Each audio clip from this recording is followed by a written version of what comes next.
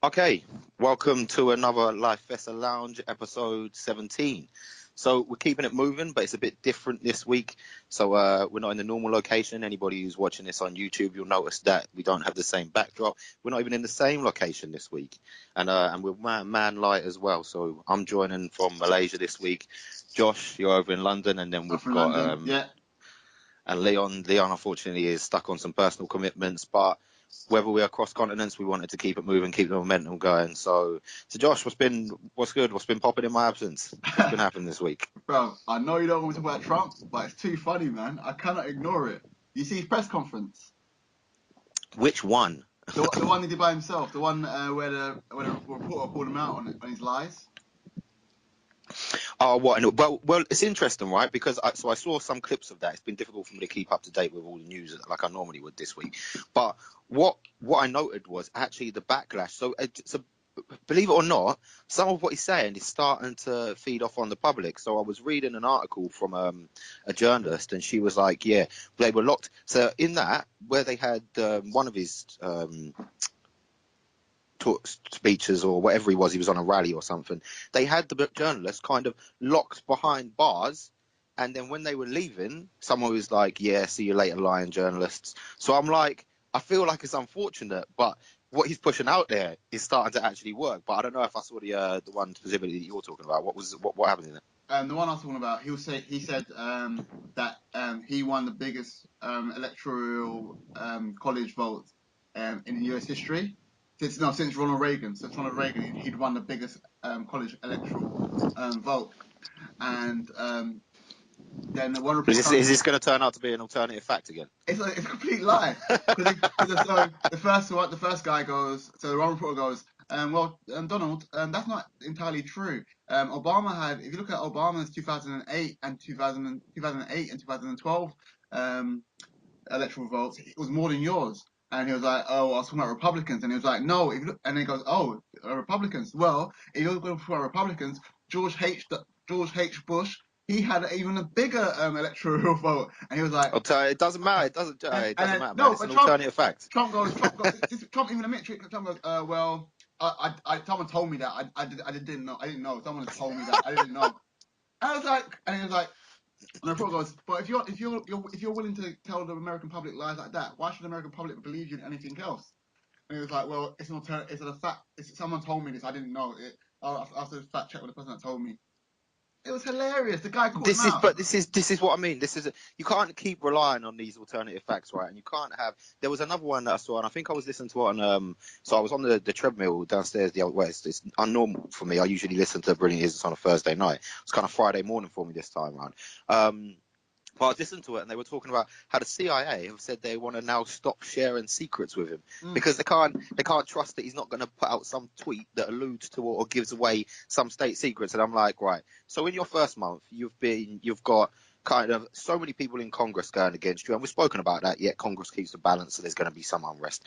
But now you've got your government agencies not willing to tell you information. There's something gone seriously wrong here. Like you can't run a country like this. It doesn't work.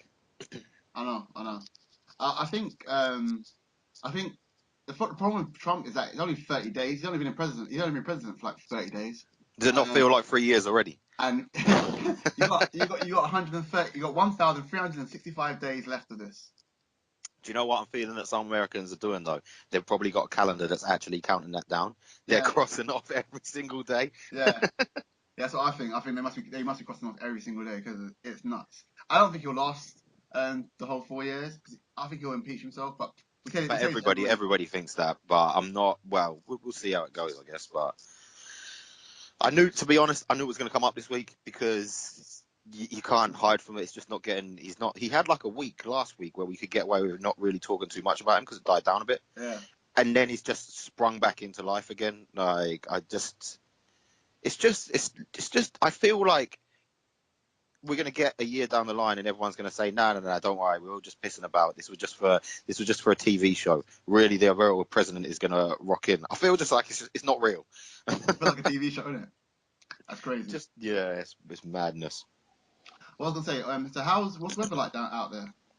It's The nice and weather's hot. always the weather's always the same over here. It's just that it's always hot, so it's always hot, humid. But when I first turned up, it was quite pleasant. You could, but the thing is, when you're rocking up if you're coming here on a holiday, yeah, it's great. But if you're coming here to get business done, then it can be a bit difficult when you're having to dress in normal attire and you've got this kind of weather. So actually, funny enough, it rained about half an hour ago for the first time. I was caught outside at a hotel, and when it rains here, it's serious rains. I'm talking cats and dogs coming down.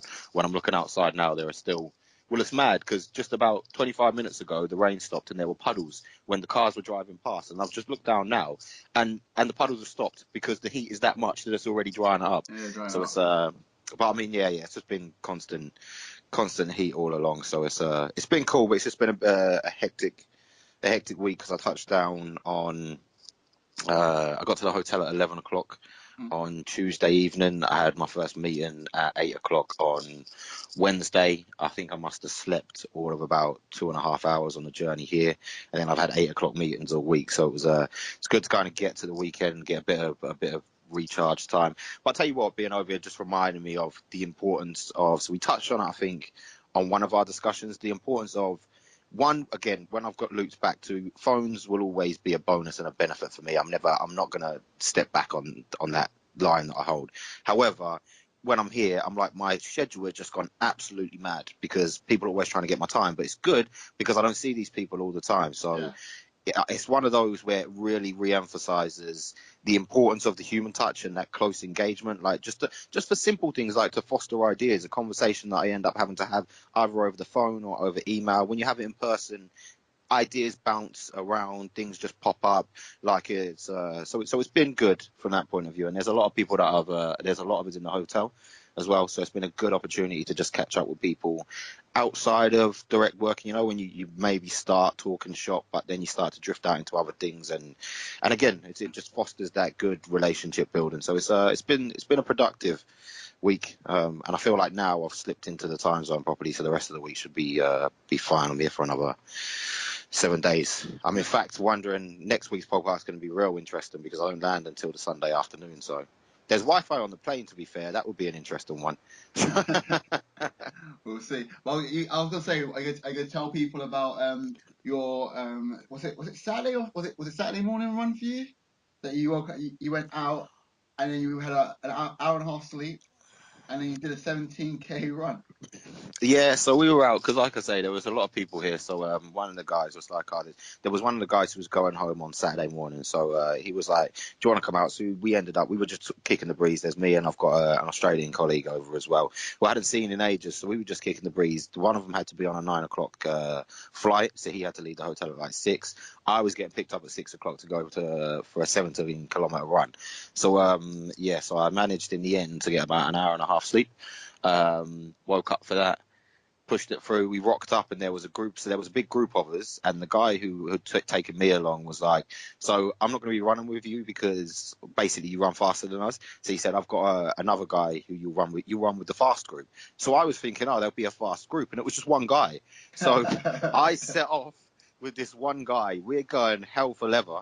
And in my mind, what's weird is I'm used to being in control of my running, so I know where I am in the journey. I know how much I need to put left in the tank. I know where I can speed up, slow down, etc. And I had no kind of idea of where I was. He slowed up. We were going to do a 21K, so a half marathon, Yeah. and he said, "Oh, I'll thought out the route, so it'll be a 17K." I was like, "Right, it's fine." But it's a 17K, and I swear it's all uphill.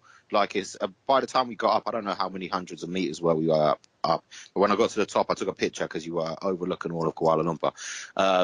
So it was neat. But yeah, that took its toll on me. I mean, we did it in the end.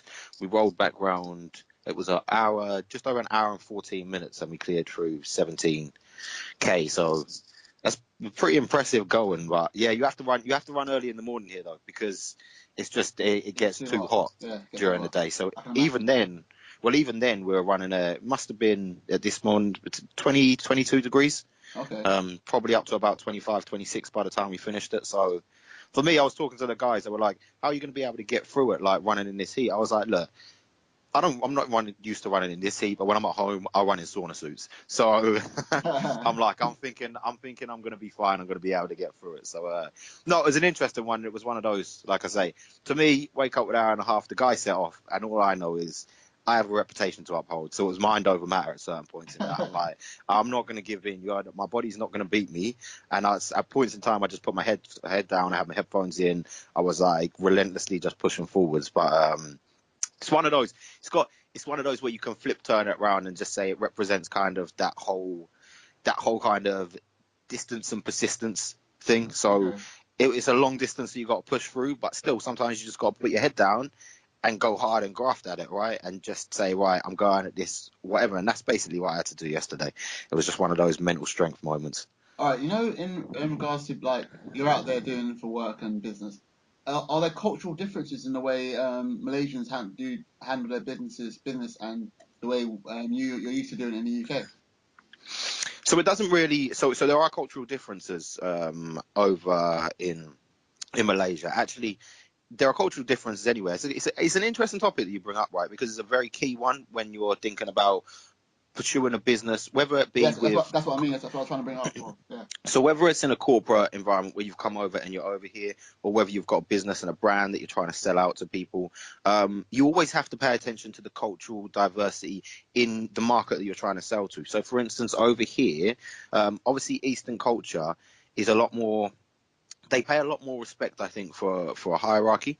So you'll notice they use. I've noticed specifically they use the word boss more. So they're like not boss in the way like a Rick Ross boss kind of thing. They're like our boss this, our boss that.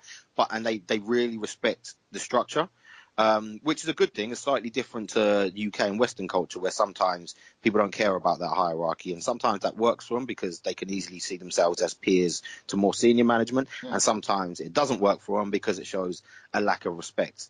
And I think they're more they're not they're kind of more quieter and calm in the way that they take to business again, as opposed to westernized cultures where it's a really loud outgoing thing. And again, with the people I work at here, there's a lot more of a kind of family orientation piece to it.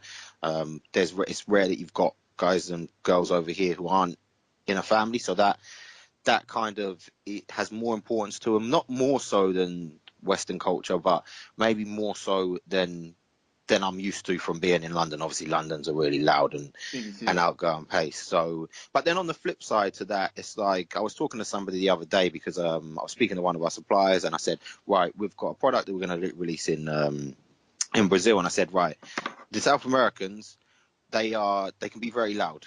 Okay, it's just part of their nature. So if you please them, they'll become your Raven fans.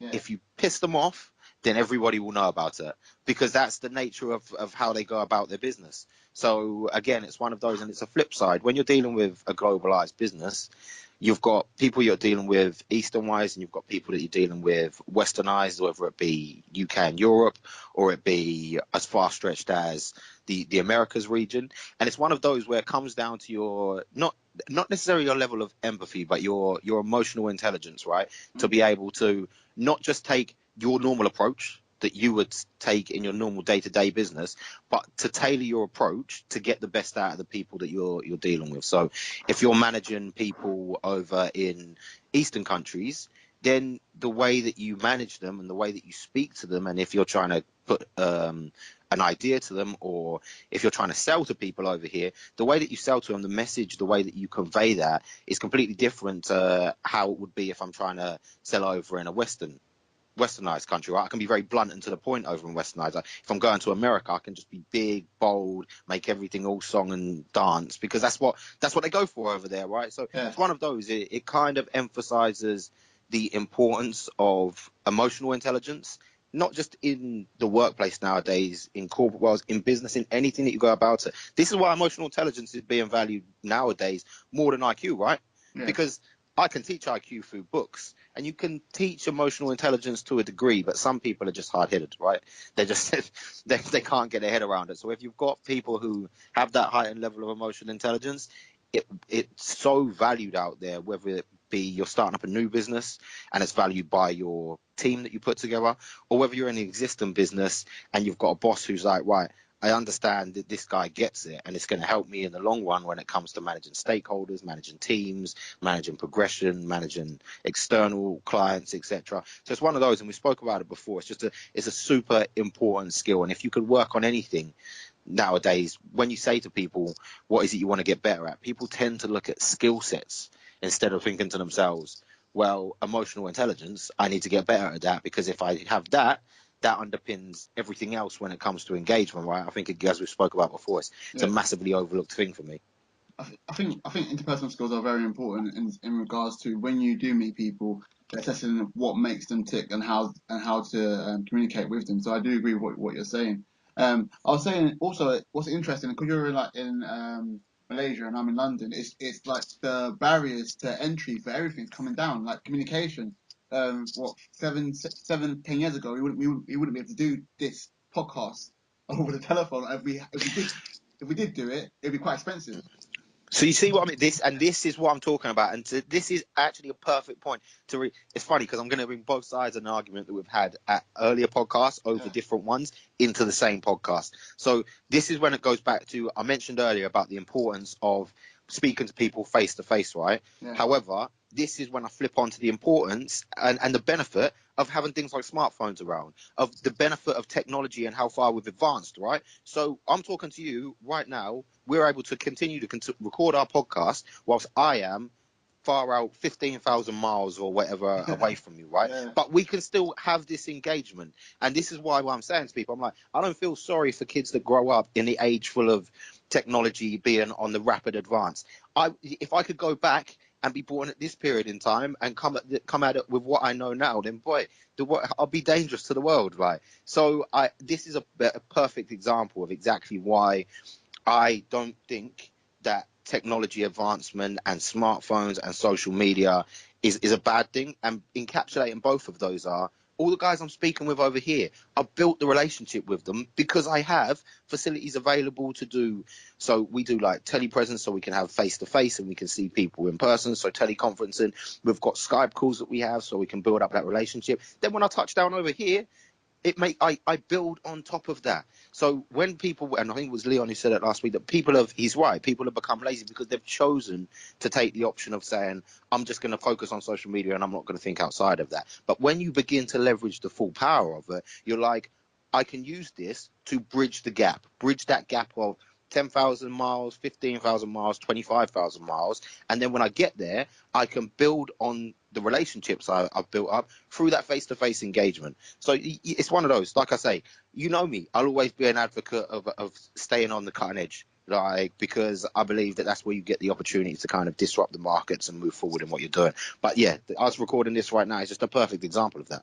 Yeah, because the barriers have come right down. It's like even just getting resources. There's so many ways of getting different resources because of social media and technology. Take for example now, if you go on YouTube, every time I go on YouTube, there's a people per hour advertisement, which is selling skill sets that people can go out to the market and get and they're breaking the barrier of going and finding businesses and also like networking. I was saying to you earlier this week with the app Shaper. Shaper allows you to like network with people that you will never come into contact with in your daily life because of how life is, and then you can meet people and create networks with people because all this social media is out there, which breaks the barriers. Well, I think you dropped it as, this it's like a networking version of Tinder. It is. Which, in fairness, but that's exactly what it's supposed to be, right? From Yeah. the moment that something like that blew up and it made it so easy to interact with people around you, it was only a matter of time before people started to use it for more developmental purposes and Yeah. brand building purposes than Yeah. just where can I get my next date. People are just looking for ways of breaking down barriers and making things more efficient and quicker. I think what people want now is efficiency, because I think people understand time is very important. Time management is very important because like I always say, with money, if I lose £10, I can get £10 back. But if I lose an hour, I'm not getting an hour back of my time. So I think people are looking for time to be more efficient and get ways of breaking down barriers so that they can work more efficiently and work faster. And I touched on it last week when we were talking about this, right? When I said people want, because it's not a degree of people haven't become lazier. I think people will always be lazy, and yes, as technology advances, there will be lazy people. But this is the thing. People are looking for increased efficiency because those who are smart and savvy understand that every minute counts. So every moment counts. So when I think about it with regards to traveling over here, being in transit was an opportunity to kind of catch up on reading, to catch up on getting some work done. The fact that normally I can't actually connect to anything. And normally when I've come before on flights, like the Wi-Fi doesn't work. The Wi-Fi actually seemed to work pretty well this time. So I managed to get I was work done surprised. out there. I was surprised you even had Wi-Fi on the plane. I didn't even know that was possible. As soon as I done that, I had to drop a couple of WhatsApps in. But again, look, there's another example. I was able to continue a conversation with you and Leon talking about how we were going to work around the locations to film this from in the air. Yeah. And I was just waiting for one of you to say, "Are you there? Have you left yet? Are you in the air?" Yeah, I'm in the air. It's cool, isn't it? I'm talking to you while I'm in the air. Yeah, that's mad. That's mad. It just makes that's the thing. All these things now, if there's no reasons for you to have any issues connecting and connecting with people, I think with all this like technology and stuff, so social media, phones, iPads, laptops, and Wi-Fi ready to be available everywhere. They have it in cars now. They have Wi-Fi in cars. So So as soon as I jumped in I got to the airport here. I jumped in the car. First thing the driver gave me was the Wi-Fi code. exactly, on the move you can connect to people. It's mad. And again, it's the connecting with people and it's the importance of time, right? I was on the treadmill earlier and I was on the cross trainer and I was reading on there. I was continuing, and I mentioned that last week. I'm still in the process of trying to finish off that book, Super Bosses, and I was going through it. And one of my colleagues came up to me. He's like, "How can you read while you're on the cross trainer?" I was like, "Well, that's why I went on the cross trainer instead of the treadmill, because I can read on there." But then when I got on the treadmill, because I can't obviously read in front of me, just slapped my phone on the top bit and started watching a TED talk. But I could have not done either of those. Yeah, But at the same time, I was like, well, I don't really like. So obviously, I like to read a lot and consume a lot. But the best times that I can read I like to read when I'm walking, right? Because I can't do much else yeah. whilst I'm walking to be effective. When I'm on a cross trainer, I could sit there and just be on the cross trainer. On the treadmill, I could just be on the treadmill running. But try and increase the efficiency, right? So let me read while I'm on the cross trainer. Kill two birds with one stone. Let me catch up on my TED talks whilst I'm on the treadmill. Two birds with one stone, traveling from A to B. And it's one of those where, can I catch up on what's going on in the world? So open up. So I've started using Nuzzle a lot more now.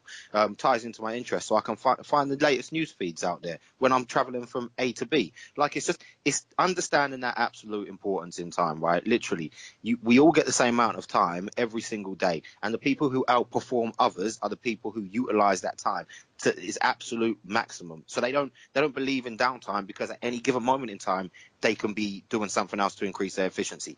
They're not sitting there in taxis doing nothing. They're using their smartphones, again, we're emphasizing the benefits, to connect out to the world via the internet. Loads of people do it. We hear about Gary Vee mentions it loads on his talks that he does. He's like, when I'm traveling in transit, that's when I use the opportunity to get on Twitter, to get on Instagram, and take the time to go back to all of you guys who have posted messages to me to make sure he gives back, right? And Yeah. it's increasing efficiency. I don't And know. in his instance, gone. I don't know how he does it. He was in he was in London the week before. Then he went to Canada. And from Canada he went back to New Jersey. Then from New Jersey he's gone to Dublin. From Dublin he's gone to Belgium. He's all over the gaff.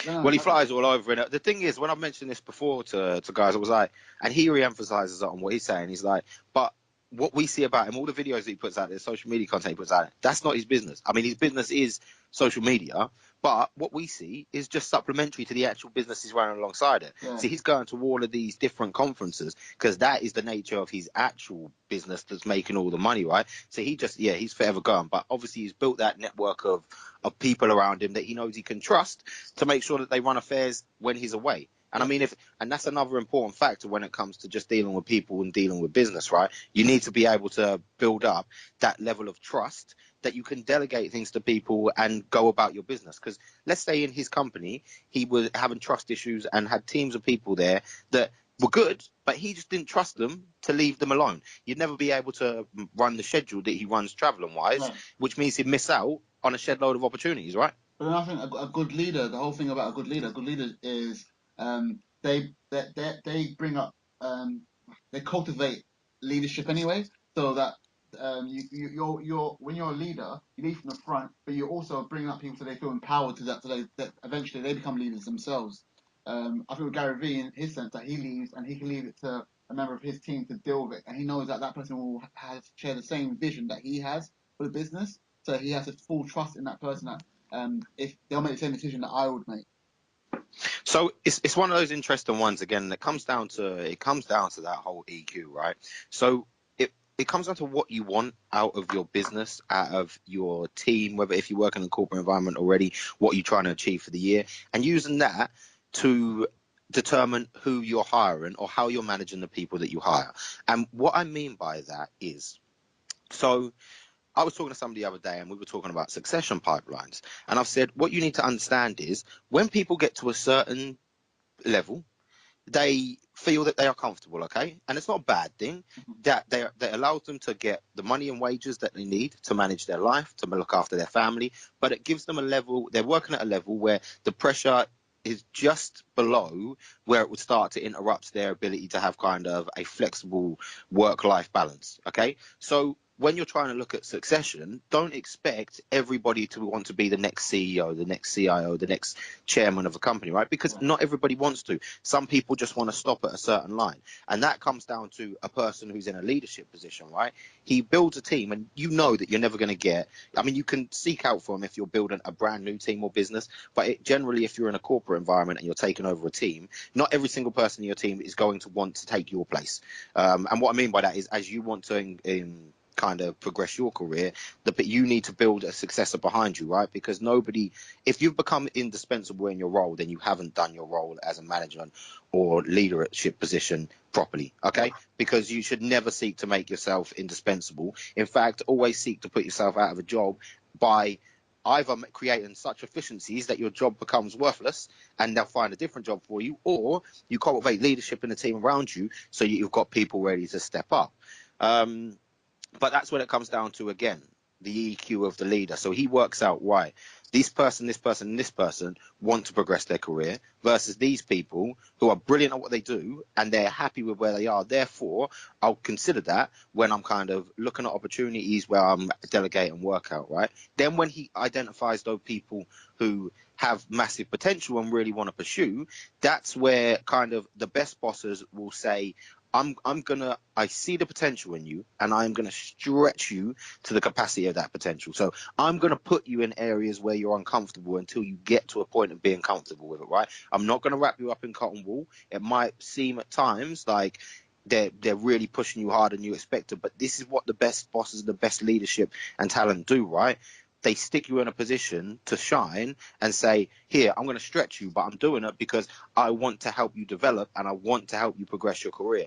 And that's when it kind of sets the best leaders apart from just the managers, because managers are they just manage people, but they're only ever focused on their own goals. They don't pay attention to that. They don't have the EQ. They don't have the leadership qualities to help bring up the people around them. Okay, but doesn't also I think sometimes managers feel hamstrung by their managers that are managing them. So a manager might want to improve his staff, but then the job that he does doesn't allow him to do that because if his manager is not focused on that, his manager is not is a tongue twister. The manager that's managing him is not focused on that. So how will someone go about cultivating that? So I don't think there's any situation that you're in that would hamper you from helping develop the people that work for you. I don't believe there's any situation, right? So if you're in a if you are in a position where you have a team and you want to cultivate growth in that team, but say for instance your senior management say, well, we're not going to give you money for training, Mm-hmm. and I don't see that as a focus, so that's not going to be one of your objectives. That's fine. Don't Okay. mark me like key performance indicator wise by how much I develop, but I'm still going to go out and do that. So this means you taking the time, because good leadership doesn't mean you need to lead people to progress in the business that you work in, or if you've started a new business, they don't even need to progress for you. In fact, what the best leaders will do is they will say, I'm going to focus on helping you develop. If you use that development to then go and work somewhere else, then I'm fine with that, because the best thing that you can see out of people is seeing them grow. And they're not always going to be growing the environment that you're in. So a good leader would say, I really see this potential in you, would help to foster that growth, but then maybe open and honest and say, do you know what? This is what the senior management's direction is in the company you're in at the moment, but I'm still going to help you grow. And if you see an opportunity around you, then I want you to go for it. It's the same thing if they're doing it with interfunctional teams, for example. If you've got a manager who might say, somebody comes to him and says, I was thinking of applying for a different role. No, I wouldn't go for that. I wouldn't go for that for X, Y, and Z reasons. All they're doing that out of self-interest, right? Yeah. What they're saying is, I don't want you to move because that would be detrimental to my team. Yeah. Whereas a good leader would say, actually, do you know what? Okay, I hear you. Are there any? There probably are some questions like, are there any particular reasons that you want to leave the team? Just to see, just to open that open kind of feedback channel. Mm-hmm. But then they would say, I will happily encourage you. So people have come to me before, and I think the fact that people can go and have that conversation says something about a leader in itself. Yeah. Because I've seen instances before where people want to go for a different job, but they wouldn't tell their management that because they haven't built that kind of relationship with them, right? Yeah. Trust. Whereas, yeah, exactly. Whereas for some, they're quite happy to have that open discussion. And usually the feedback, and guys have come to me before where they've said, I'm really keen to progress. And I was like, I will never hold somebody back who wants to progress. I will never hold anybody back who wants to progress, right? So if you see somebody you want to go for, I will give somebody 150% in doing that. Do I want to lose good people out of my team? On one side, no, I don't. But at the same time, yes, I do, because I want to see them grow, right? So again, I would never hold anybody back from it. But that again comes down to what are you trying to be? Are you trying to be a boss and a manager? Or are you trying to be a leader that people want to follow? Because these are the things that really hit home. People see that kind of people management from the outside, and they say, do you know what? I want to go and work for that person. And the people who work for them say, I want to deliver for that person. When it takes me to put in the extra hours, the extra time, the extra effort, I will do that because I know that my boss is a leader who will do that for me back. Okay, I hear you. So, all right. So, then, like, I want to put on. So, Simon Sinek was talking about millennials and managing millennials, and you, at the moment we have this thing where we have millennials coming through, but we still have the old guard still there. How do you, would you, as we're building Lifessa, do you have any issues hiring older people or younger people? Does the age matter, or is it just the mentality and mindset? It's an interesting question. To me, age doesn't matter. To me, age is an issue, right? And the reason that it's not an issue to me is because at any given moment in time, I've been in positions, at least from a kind of managerial point of view, where I'm in a position where most of my peers are older than me. Yeah. So I'm usually like the new kid on the block. So it's never been an issue for me. And at the same time, I would never have an issue with hiring somebody younger than me if they showed aspiration and talent. However, it's always going to be the same, right? There's always going to be people who stereotype certain things and people who run and kind of discriminate certain demographics. So you're going to have people who are stuck in their old way of thinking and say, I don't want to bring in youngsters, they don't know what they're doing. Whereas you're going to have some of the older kind of generation who are going to say, do you know what, we've got stagnant, we need to bring in some fresh minds. I want to go out and get somebody young, somebody dynamic, someone closer to what's going on in the world today so they can freshen things up. And some of them are going to be stuck, well, I've run a business like this, I've managed like this for all of my life, therefore I know exactly what I want to run. I don't need to bring youngsters in. I want to build the old guard. I want to stick with the whole mantra of you can only be good once you reach a certain level, because I think that's nonsense, right? First of all, let me just get to that. I can't stand when people judge whether you're suitable for a job based on how old you are, because they assume that you must have done it for a set amount of time to have reached a certain level of competency. Yeah. Now, I'm not saying you've started a new job and a week later you're saying I'm going to be the CIO. What I'm saying is somebody in 2 years can develop a skill set because they're just naturally better and more skilled and graft harder and hustle harder and want to improve than someone's been there 10 years. Should the person who's been there 10 years be looked at more favorably when it comes to going for an application? No. Do they when it comes to running through the whole HR cycles and the rest of it? Yes, they probably do. Yeah. But that's down to the individual business and the individual management's making the decision, right? I think a lot of times with businesses, they think that your time will come, so they'll promote someone older than you because they think that it's their time right now, and then they think with the younger person, it's your time will come. Your time will come. You've got time. You've got plenty of time to catch up. Instead of putting the best person for the job forward for the job, they don't do that. They go in more in a sense that your time will come and we'll put you in maybe in 5 years, maybe in 3 years. But I think the best businesses put the best person for the job, regardless of age and experience. And this is the different, right? It's only legitimate for you to turn someone down who's young, let's use young as an example, or has only got less experience than the other. If you follow up by saying, this is the specific reason that I let you go. This person has done this, but it shouldn't come down to the time and experience. It should be viable skills that they put in there, not just while you're young. But again, that comes...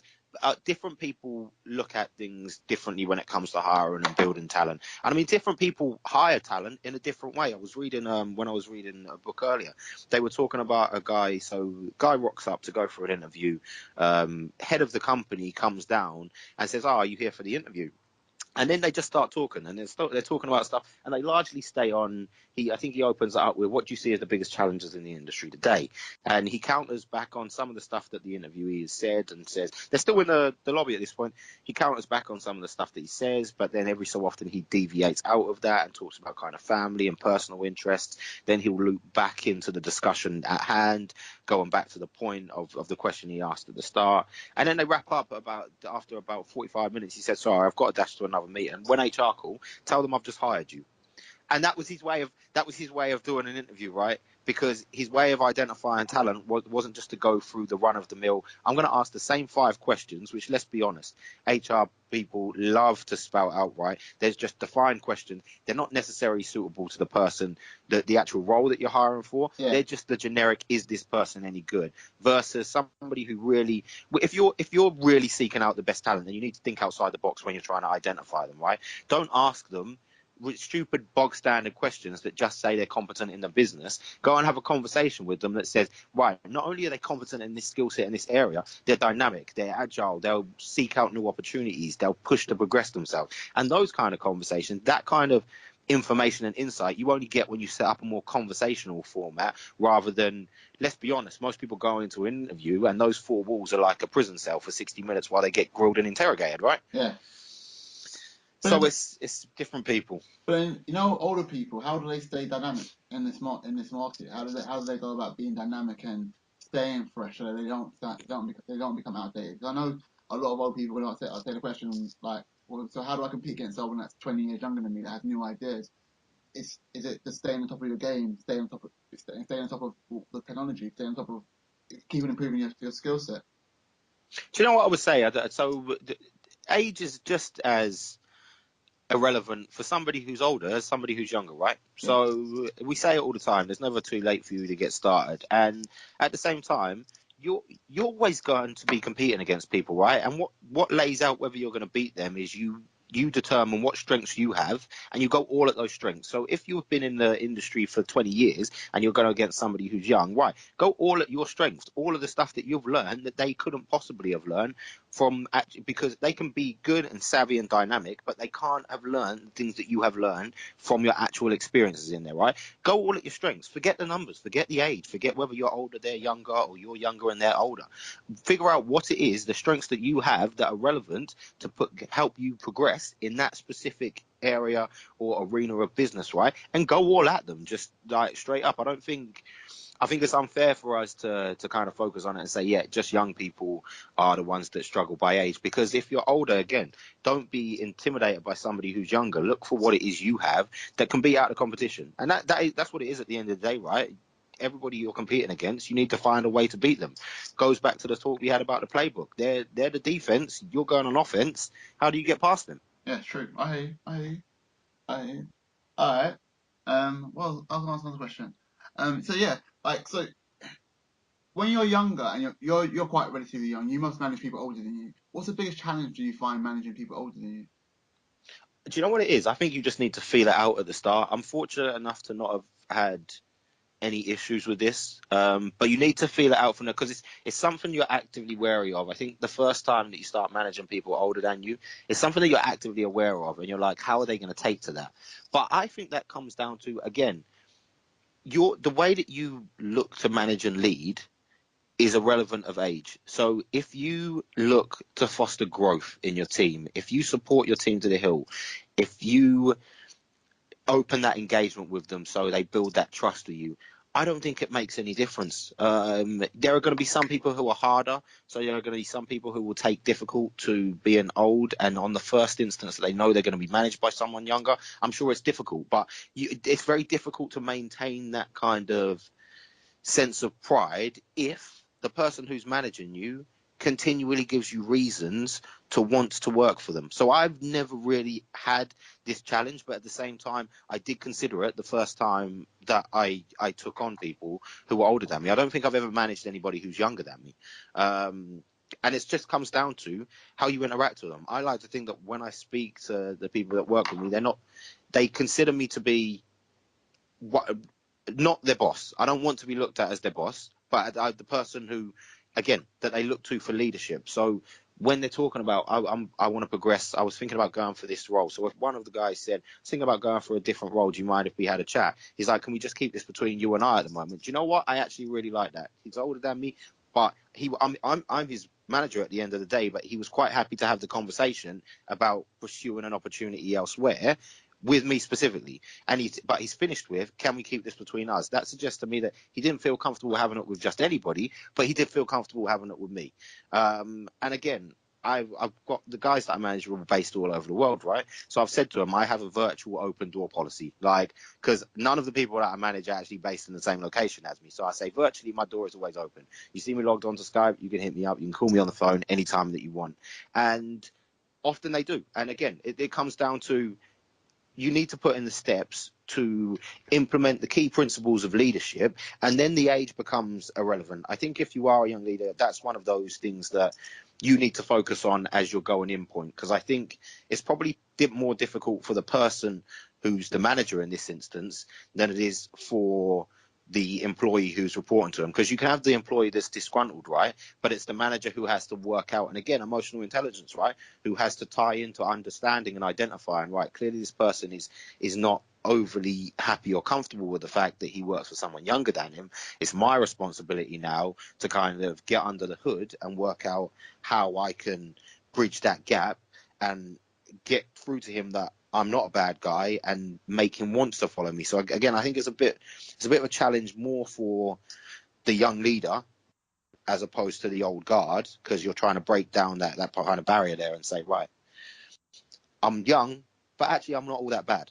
Do you find being as a leader, or being a managing people, that you have to make loads of sacrifices in terms of your time, and sometimes do you find that leading from the front is being a better leader than being leading from behind? I find a lot of managers, they want to lead from behind.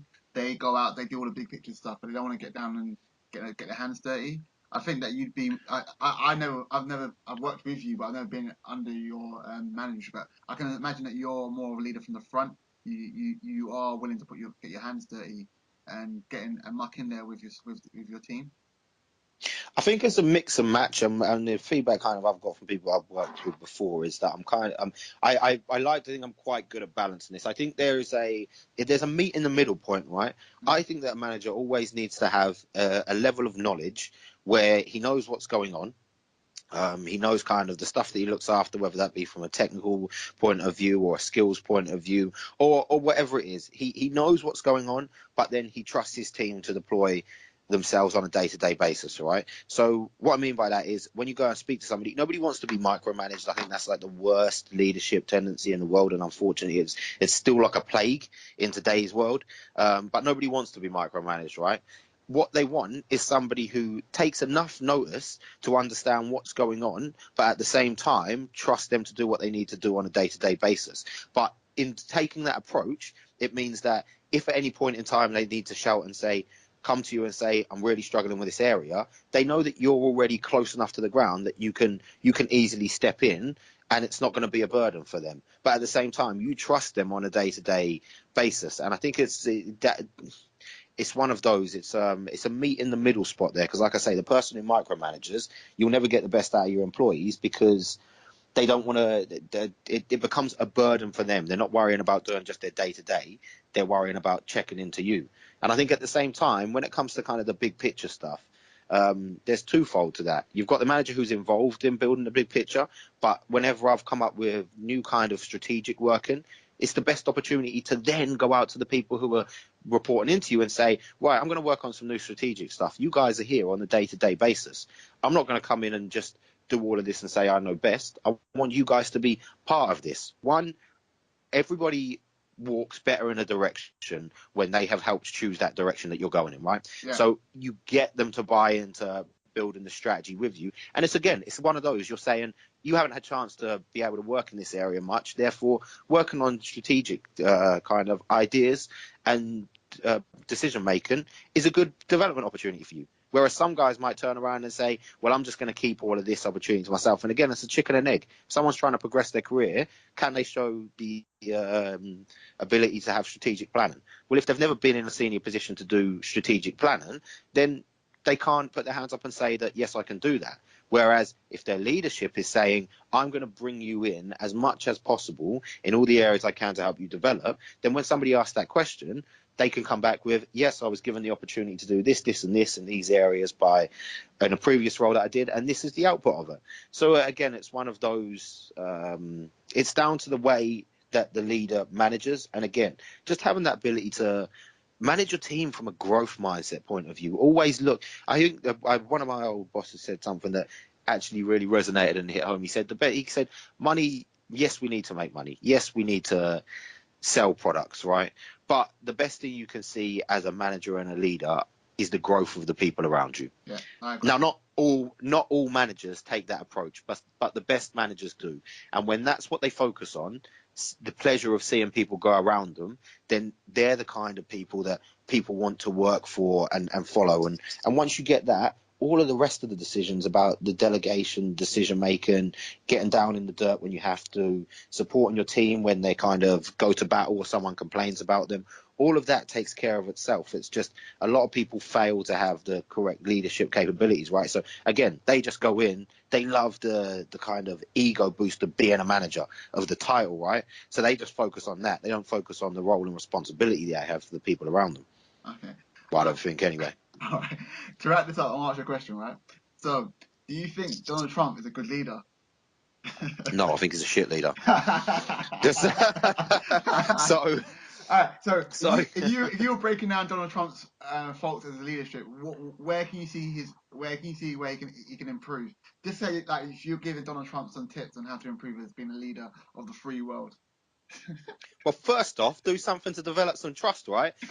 So develop some trust and stop lying and then covering up your lies with titles. Like, what kind of person says, well, I caught you out, you're lying? I'm not lying, I'm just telling you an alternative facts. Like, you can't create new definitions for lies, first off. So I think the first and foremost thing that he would have to do, and some people I know would argue differently and say, but he said he was going to do loads of stuff and he's done it. So technically, he's sticking to his word. That's one component of sticking true to what you're saying, right? He clearly does not foster trust in people because for every truth he tells 5 lies. So Okay. you're going to get that. Obviously, he does some stuff to look at because he's got people who will go to war for him when it comes to working for him. So he can't be all that bad as a leader. I think he's obviously good in management and business because he's made a successful career for himself. Okay. Is he... do I think that he's a good leader? Well, I'm not seeing signs out. In fairness, I only see what goes on in the media, right? Yeah. And to a degree, some of it is fake news. That does go on. I understand that. Fake news. But we always get that, right? So I'm never going to know down to details of what goes on behind the scenes. All I know is in the time he's been in presidency, he's not doing anything that fosters wanting to make people follow him on a wide scale, because the president of the United States isn't just trying to get his internal team to follow him. He's trying to get the country to follow him. And you're not going to please everybody all the time, but shit, you need to please some people some of the time. And I'm not sure he's even doing that. All right, cool. And if you could give me an example of a leader that you think is like in a public eye is a good leader from your perspective. That's a tough In the one. public eye, Yeah. at the moment. At the moment. No, not at the moment. In the past. Oh, in the past. You can use anyone. I always loved Steve Jobs as a leader, and he's a good example to use, right? Because he didn't necessarily have the full scale emotional intelligence. You saw that by some of the ways that he went about speaking to people. So he didn't exactly have the most empathy, but at the same time, he drove people forward through his passion. Like he gave himself so much to the idea that I think it was infectious, and it was difficult for people not to want to follow in his suit. So this is why you had kind of a cult following for him, because he made people want to follow him. For all his faults of dealing with people, he still made people want to follow him. So I think he's an example of a great leader. I think we speak about Gary Vee a lot. I think I don't get a chance to see, obviously I've never met him, but what I see from the outside of that is I think he displays great leadership capabilities, because I think you see that in the way he goes about his day-to-day business. And again, he's taken on now that he has a responsibility. Before, when he used to speak, he's like, I'm not a motivational speaker. Now I feel like the kind of the story and the rhetoric that his day-to-day life sells, he knows that people now look up to him. So he's taken on a responsibility to say, do you know what? People look up to me to motivate and drive and inspire them. So I'm going to take that on. So he's another example of a good leader. But there are so many out there that exist. So I think I was reading Super Bosses actually, and it had Bill Walsh was in there. And what they said is some of the key characteristics of these guys are, what you'll find is they're so good that the people who work for them, they show that kind of leadership that I spoke about earlier, where they then expand out and go on to new businesses. But you'll find one truly great leader will probably have 5 or 6 different proteges who go on to be hugely successful in their own right, working for another business. That's like, I say that's like Alex Ferguson. You look at Alex Ferguson, you look at how many managers that he's touched. Steve Bruce, Mark Hughes, other players as well that he's like, Yatstam, all these players that he managed have gone on to be great managers. It's a good example, actually. And actually, do you know what? He is.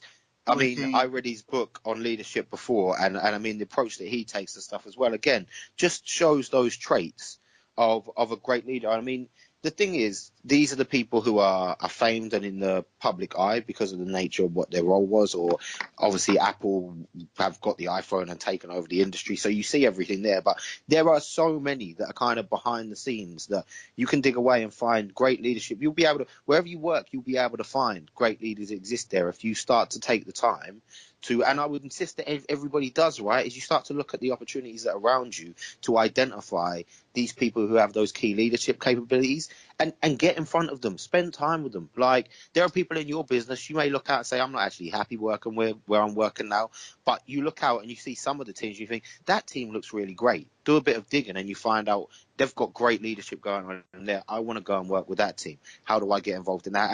And this is what I mean. You can see it in the stories that are out there, and it creates it as if there's just this small pocket of them. When you look at it, there are great leaders everywhere. It's just one of those you need to take the time to go and identify them in your industry, where in the business that you work in, and try and get in front of them. Because, like I say, if you identify a good leader, then you almost owe it to yourself to try and get a way to be able to work for them, because there's nothing worse than turning up every day for a job that you hate to work for a person who just wants to manage you. Whereas when you can turn up for somebody who you want to be led by, you'll find that work becomes just less of a burden, right? Yeah. We all have, it always is going to be a responsibility, but it's not one of those where you wake up on a Monday morning and think, oh, count down 5 days to the weekend again. I hear you. All right. I think on that note, I think we can wrap this up. It's been a nice podcast. It feels like you're in the room with me. Is that clear? It is really that clear. But yeah. So I think we might have to do it next week. Actually, I'm spending some time. I think I'm in transit in Dubai for quite a while. I might even try to do it from there. Just mix up the locations that we're joining from. But Leon should be back with us next week. Yeah. So it'll be good to have the team back in there. I'm settled in a bit more this week, so I should be able to get a bit more insight into what's going on in the world. I should, unfortunately for me, still be able to keep track of the Shady Bunch and the Donald Trump show. Yeah. But yeah, no, it's good. Like I say, when we left last week, I'm glad that we stepped up and made a way to get it, because I said to you, so one of the options, we had 2 options, like, didn't we? Yeah. We had an option of we try and work out a way to do a podcast, or we just don't do a podcast. Now, I don't believe in us just not doing something. There's always way to a solution. We had a relatively simple one here, but it's all about keeping the momentum going, right? And again, it's that persistent belief, right? We're going to make it happen. I don't care whether I'm across a different side of the world. This is just a challenge. We need to find a solution, right? Yeah. So, yeah, that was me giving my bit of boss directive. Let's find a solution. But no, it's been a good show. Obviously for you guys on YouTube, we can't see you to sign it off this week, but same sign off, despite regardless of where we are in the world, life is only as good as your mindset, and your results are only as good as your hustle. So we'll speak to you next week. Peace out.